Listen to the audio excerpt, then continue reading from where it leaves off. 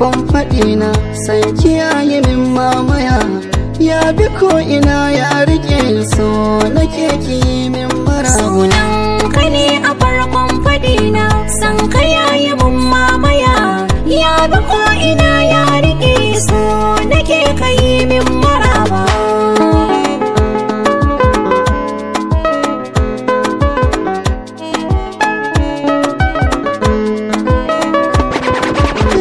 Ke nake bidar yan gani a kowace safiya lafiya. Daga yawan tunanin ki ne ya sadu yanzu na dan wuya. Ba ke ina ne zan saka kaina a cikin gidan duniya. Sannu ba ta hana aje ke nake yi wa magiya. Ko ido biyu ko da an gaje ni garin masoyi can zanaje. Ba na raina mai so na ko ina yake shi zanayi wa maraba.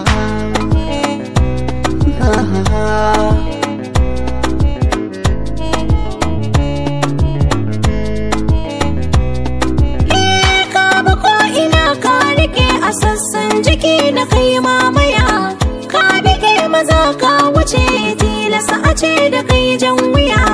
Masu magana su suke fada wani bai gwajin ya iya.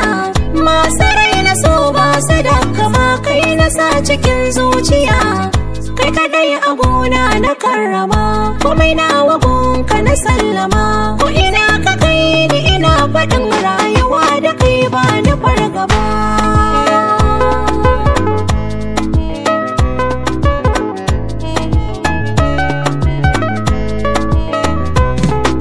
Hello masoyiya ya kike, fatan kina cikin farin ciki. Kwarai ina a nan lafiya, kai ma zan so a ce haka kake.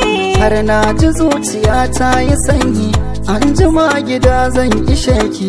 Babu matsala amma ya nake jin kamar da mata kusan ka. A kanwata ce da kawayenta ne, kin ganni nan ma daka.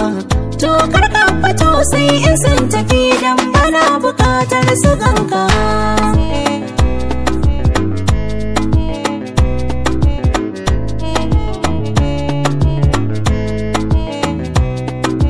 Ke ce farin ciki na a duniya, ke na barwa kaina duka. Na aminta kai za ka zama uban ƴaƴana mu dan mai maka. So nake ki min maraba, na daɗe da yin marhaba. Zana damu duk ran da babu ke, ni ma ba a gane